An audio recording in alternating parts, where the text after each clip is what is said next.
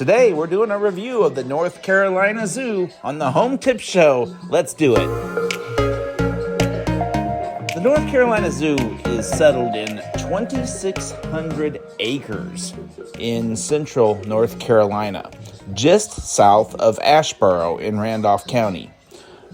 We're talking about Asheboro here, not Asheville. So Asheboro is about hour and a half from the Raleigh-Durham area, depending upon, where you're leaving from. Of those 2,600 acres, about 500 acres of that has been developed into what is the world's largest natural habitat zoo, and one of two state-supported zoos. The North Carolina Zoo is an agency of the Department of Natural and Cultural Resources. Originally, the North Carolina Zoo grew from an idea by the Raleigh JCs back in 1967, and through a number of fundraising events, the Randolph County site was selected, and because it was located in the center of the center of the state primarily. So the zoo is roughly 75 miles west of Raleigh, 25 miles south of Greensboro, and 75 miles northeast of Charlotte. So pretty much right smack dab in the middle. In addition to providing encounters with wild animals living in their natural settings, the North Carolina Zoo offers what felt like a very down-to-earth, authentic, and really a memorable way for us to play and stay together as a family. It offers a variety of nature-based educational programs and camps as well. Conservation is at the heart of everything they do there, with animals from vultures to gorillas in Africa to endangered plants and amphibians in our own state. The North Carolina Zoo has been involved with conservation of animals in the wild for over 2 decades. So this is a map of the North Carolina Zoo. As you can see, it's divided into 2 primary sections. You have the North America section, which includes animals and plants from North America primarily. And then on the right side of the map, you see that there's an Africa section, which does the same for Africa. There are 3, I guess, what I would call gathering points. They're labeled the North American Plaza, the Junction Plaza, which is in the middle, and then the, how do they pronounce that? Akibi Market, I think it is. And each of those areas offer dining, numerous restaurants, numerous gift shops, different things to do there. So A, B, and C on the map are each spots that you can stop, go to the bathroom. They might have artists performing. Again, there's probably 7 or 8 different restaurants between the 3 of them. And just kind of an area to relax and enjoy before you move on to the next area. Now, our plan of attack as we moved through the zoo was we parked in the Africa parking lot and started at C and walked our way up through all the attractions to B, and then finally ending up in A in the North American Plaza, where we were able to hop on one of their shuttle buses, or trams they call them, which took us all the way back around to the Africa parking lot, so you don't have to walk back through the 2 miles or so of trek. And you can do it the other way too. You can start in North America, walk to Africa, and then take a shuttle bus back to the North America parking lot. As far as ticket prices go, I felt it was very affordable. Adult, ages 13 through 61, $15 for admission. Children are considered ages 2 through 12. They're $11. Seniors, which are 62 plus, $13, and under 2 is free. They do have different hours throughout the year, so April through October, which is we went in the October time frame, as you can tell by all the people that were in costume there. I don't think that's a normal occurrence. There's like 3 or 4 dates throughout the year that they do this like Halloween event where, you know, you get the kids can come dressed up and get candy, and we just happened to be there on one of those days. But the zoo hours, April through October, are 9 a.m. to 5 p.m. and then November through March are 9 a.m. to 4 p.m. This is one of the many trick-or-treat stations that they had set up throughout the park because, again, this was one of those 4 special occasion days that they do in the month of October. They also do something similar in December for Christmas, but essentially each child is given some sort of container, or they can bring a container to put candy in, and they have workers working at these booths that slide the candy through a tube and down into the bag or the container for the children. I'm assuming that that's because of COVID as why they're using the tube, but you know, it was kind of fun to watch, and I don't know, they might continue to do it even after COVID because I think the kids thought it was cool. This next area contained the zebras and giraffes, so we'll do just a couple quick pics here, our little quick video here. They had off to the side, there was a station, I think for $5, you could actually pay them extra and get a little side experience where you got to feed the giraffe. And the giraffe would come up to this elevated area, and I thought that was pretty neat. We didn't do it. However, we didn't want to wait through the line because the line was maybe 30 people deep. But I think you can see it if when I pan to the left, you'll see a spot where they're doing it potentially.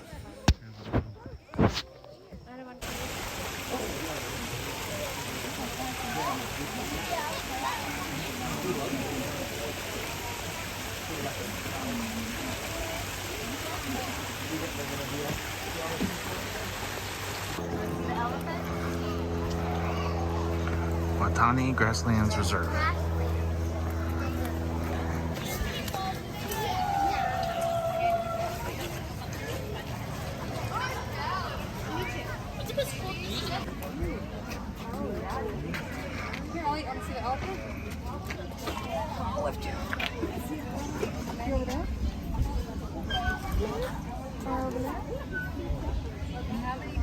They give the elephants a lot of space here.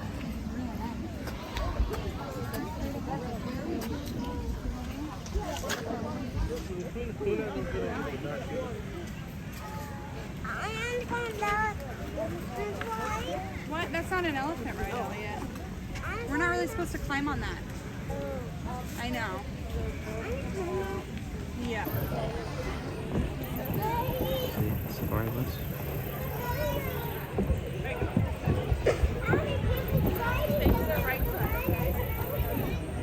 This is actually a pretty impressive zoo.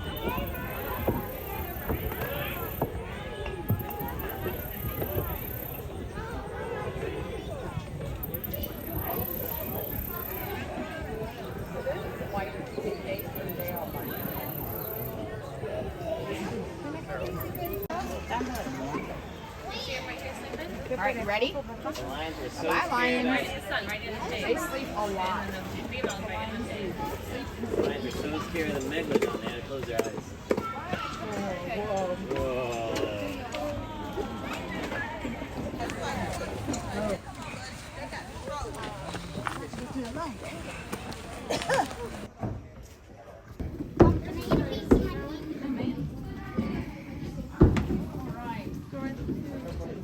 Right. Oh, look at him eating back there. Yeah. That's not him. He's That's chill. not Mosuba. No. Heck You'll no. know. Hell no. You'll know. This guy's pretty big here, Oh, yeah, though. he is pretty big, actually. No, but he doesn't have the same face. He's got Flamingo. They look like a fake animal because They they're do. so still. They do look fake. Color. are so pretty. Cuckoo. Cuckoo. Everybody.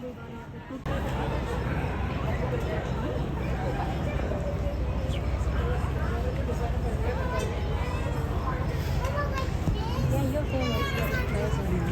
Do it like this. What kind of chicken is this? That's a blue-headed chicken. Northern blue-headed chicken.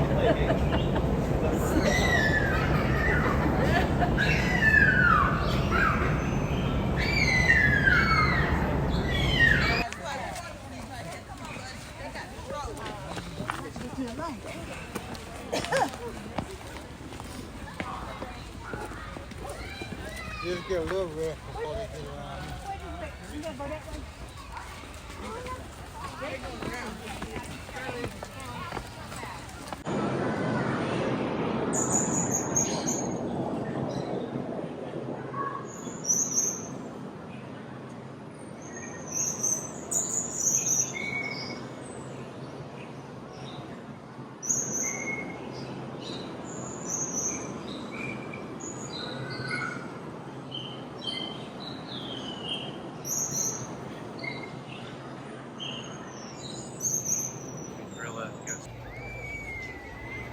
It must be lunchtime.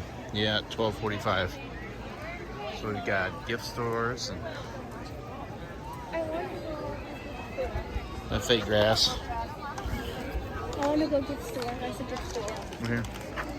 Excuse me. Do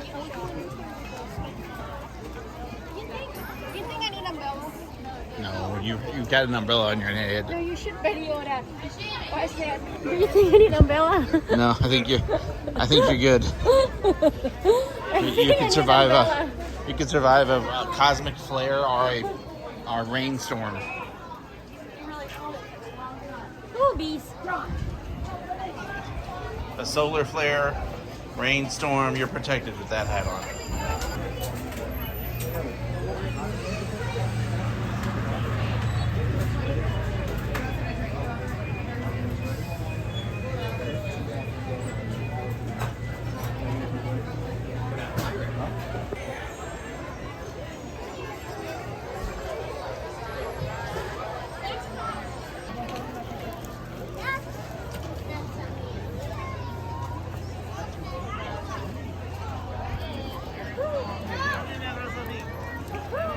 No. Where are we? We are at the honeybee garden.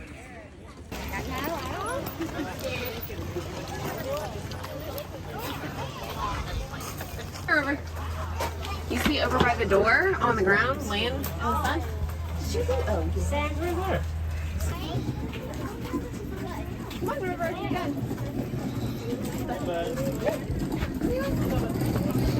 If I'm driving, grab the phone.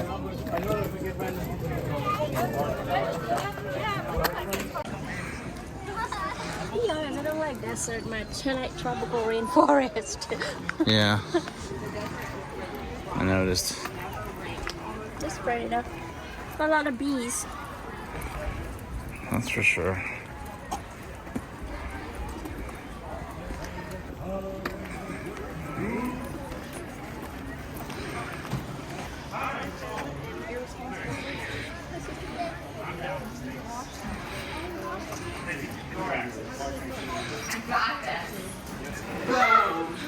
What? Move. Sweetie. Rattlesnake live in the desert. You know that? Rattlesnake. You touch that? I don't want to touch it. Thanks. Thanks for letting me touch it.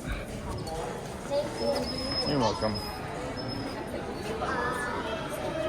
I'd like to comment real quickly here on the two domes that we got to experience while we were at the North Carolina Zoo. First of all, these were incredible feats of engineering when you consider the design, the physical construction, and how precise they have to be to control the physical environment inside of both of these areas. You know, to allow the various species of plants and animals to survive and flourish like they do. The very first one that we entered was the one that was kind of the tropical environment with the birds and the plants. And this one is more of a desert type environment, containing different breeds of animals that you would find in a desert environment, like lizards and snakes and porcupines and frogs. But just beautiful, well-maintained buildings.